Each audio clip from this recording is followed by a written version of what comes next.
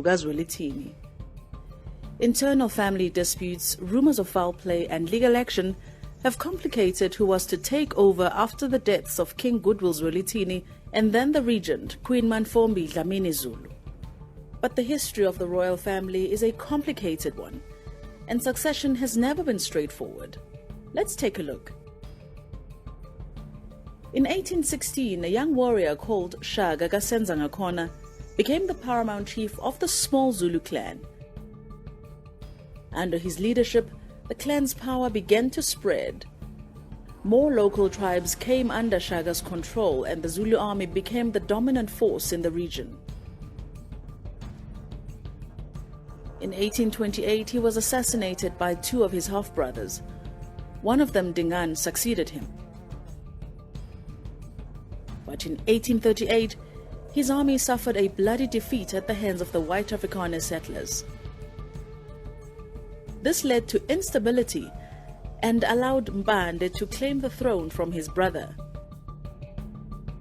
In 1873, his eldest son, Cetshwayo, inherited it, but only after winning a brutal civil war against his half-brother, Mbuyazi. By now, the British Empire had spread across the region. Fearing Cetshwayo and his army, they invaded Zululand in 1879. The Zulus were initially successful in the conflict, but were eventually ground down, and their capital at Ondini was captured and burned. Cetshwayo became a prisoner of the British, but later returned home to continue ruling.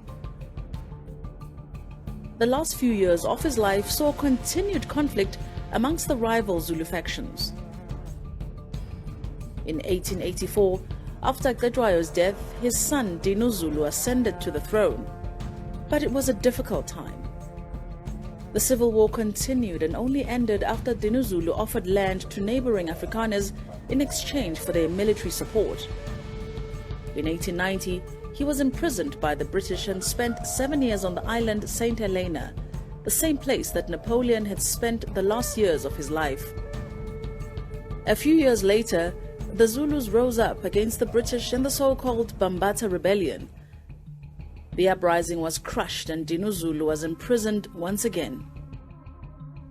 Dinuzulu died in 1913 and his son Solomon Maphuzana became king.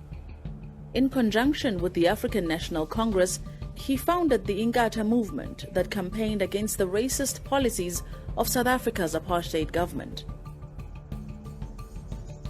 There was a 15-year gap between him dying in 1933 and his son Cyprian Zulu taking over the throne in 1948 following a long legal struggle. When Cyprian Zulu died in 1968, his son Goodwill Zwelithini was named as his successor. He wasn't officially crowned until 1971, after being forced to spend 3 years in hiding due to death threats.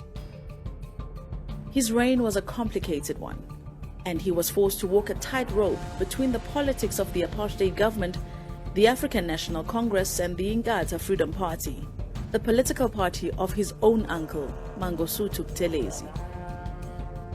King Zwelithini was the longest reigning Zulu monarch, having spent nearly 50 years on the throne by the time he died.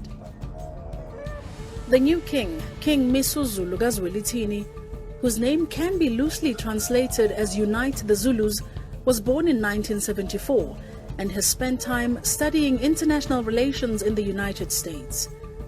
After a series of legal battles, he is finally taking his place in the pantheon of Zulu kings.